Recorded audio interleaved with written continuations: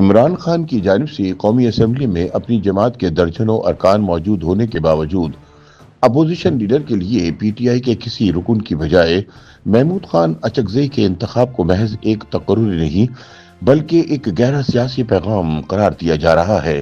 سیاسی حلقوں میں بحث جاری ہے کہ کیا تحریک انصاف کا یہ فیصلہ اپوزیشن کو ایک پلیٹ فارم پر لانے کی کوشش ہے، اسٹیبلشمنٹ کے ساتھ کسی ممکنہ مفاہمت کی جھلک، یا آنے والے دنوں میں سیاسی بساط پر پہلی بڑی چال؟ اور سب سے عام سوال یہ ہے کہ اس غیر معمولی انتخاب سے تحریک انصاف کو واقعی فائدہ ہوگا یا یہ سیاسی فیصلہ بھی عمران خان کے گلے پڑے گا۔ خیال رہے کہ محمود خان اچکزئی کی تقرری ایک ایسے وقت میں سامنے آئی ہے جب قومی اسمبلی میں اپوزیشن لیڈر کا عہدہ کئی ماہ سے خالی تھا۔ گزشتہ برس اگست میں الیکشن کمیشن آف پاکستان نے 9 مئی کے کیسز میں انسداد دہشت گردی کی عدالتوں سے سزائیں پانے والے پاکستان تحریک انصاف کے 9 اراکین پارلیمان کو نااہل قرار دیا، جن میں اس وقت کے اپوزیشن لیڈر عمر ایوب خان بھی شامل تھے۔ اس کے بعد سے یہ اہم آئینی منصب خالی رہا، تاہم اب اسپیکر قومی اسمبلی کی منظوری کے بعد محمود خان اچکزئی کی بطور قائد حزب اختلاف تقرری کا نوٹیفیکیشن جاری کر دیا ہے۔ تاہم ناقدین اس بات پر حیران ہیں کہ قومی اسمبلی میں تحریک انصاف کے 70 اراکین کی موجودگی کے باوجود پارٹی قیادت نے اپنی صفوں میں سے کسی کو آگے لانے کی بجائے محمود اچکزئی کی صورت میں ایک اتحادی رہنما کو یہ ذمہ داری کیوں سونپی۔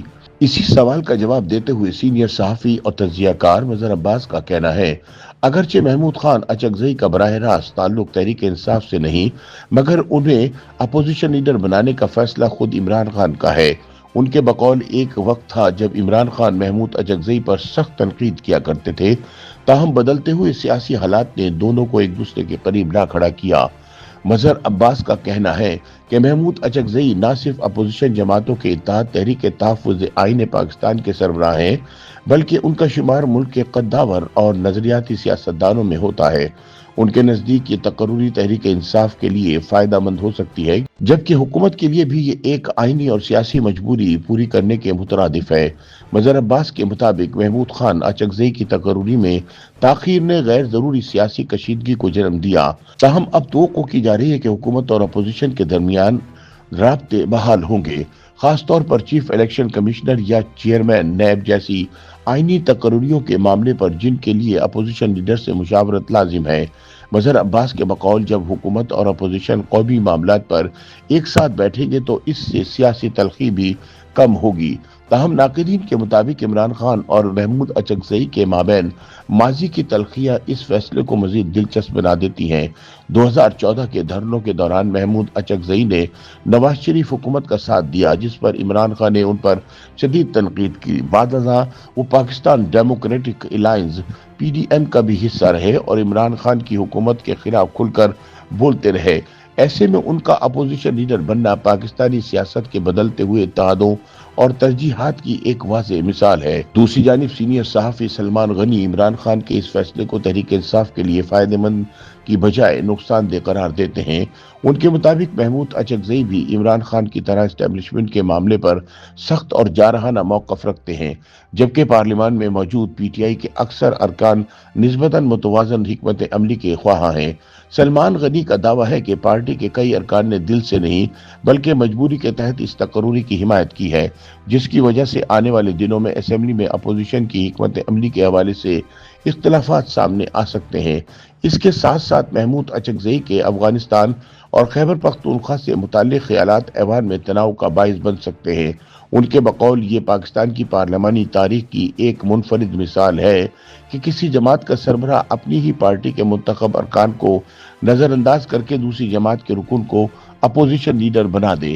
سلمان غنی کے مطابق حکومت بھی ایک جارحانہ اپوزیشن لیڈر سے گریزاں تھی اور یہی وجہ ہے کہ اس تقرری کو بعض حلقے مشروط قرار دے رہے ہیں۔ ان کا دعویٰ ہے کہ اگر محمود اچکزئی ریاستی اداروں پر سخت تنقید کریں گے تو انہیں ایوان میں بولنے سے روکا جا سکتا ہے، جس سے حکومت اور اپوزیشن کے مابین معاملات مزید کشیدگی کی طرف جا سکتے ہیں۔ اس سارے تناظر میں یہ سوال بھی زیر بحث ہے کہ آیا محمود اچکزئی کی تقرری حکومت اور اپوزیشن کے درمیان کسی خاموش مفاہمت کا نتیجہ ہے؟ مظہر عباس کے نزدیک اگرچہ مکمل مفاہمت کی بات قبل از وقت ہوگی، لیکن یہ ضرور کہا جا سکتا ہے کہ دونوں جانب سے ذمہ داری کا مظاہرہ کیا گیا ہے۔ اب اصل امتحان 8 فروری کو دی جانے والی احتجاجی کال ہوگی، جہاں بطور اپوزیشن لیڈر محمود اجگزئی سے توقع کی جا رہی ہے کہ وہ پوری اپوزیشن کو ایک مؤثر حکمت عملی پر متحد کریں گے۔ سلمان غنی بھی مظہر عباس سے اتفاق کرتے ہیں کہ محمود خان اچکزئی کی تقرری کسی مفاہمت کا نتیجہ ہے۔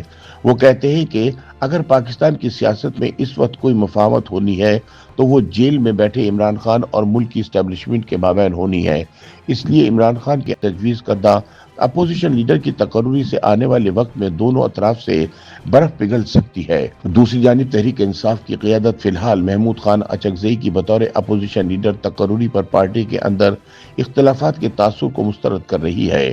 بیرسٹر گوہر خان، زلفی بخاری اور عمر ایوب خان سمیت متعدد رہنماؤں نے اس تقرری کا خیر مقدم کرتے ہوئے امید ظاہر کی ہے کہ محمود اچکزئی عمران خان کے اعتماد پر پورا اتریں گے۔ مبصرین کے مطابق اب دیکھنا یہ ہے کہ محمود خان اچکزئی بطور قائد حزب اختلاف اس کردار کو کس حد تک مؤثر بناتے ہیں، اور آیا عمران خان کا یہ غیر معمولی فیصلہ تحریک انصاف کے لیے سیاسی فائدہ مند ثابت ہوتا ہے یا ایک نیا چیلنج۔ YouTube پر گوگلی نیوز دیکھنے کے لیے youtube.com کی سرچ بار میں googly news T V type کریں۔ گوگلی نیوز کے پیج پر سرخ رنگ کے سبسکرپشن والے بٹن پر کلک کرنا نہ بھولیے۔ YouTube پیج پر اپلوڈ ہونے والی ویڈیوز سے باخبر رہنے کے لیے بیل آئیکن پر کلک کیجیے۔ آپ کو ہر نئی ویڈیو کے بارے میں نوٹیفیکیشن موصول ہو جائے گا۔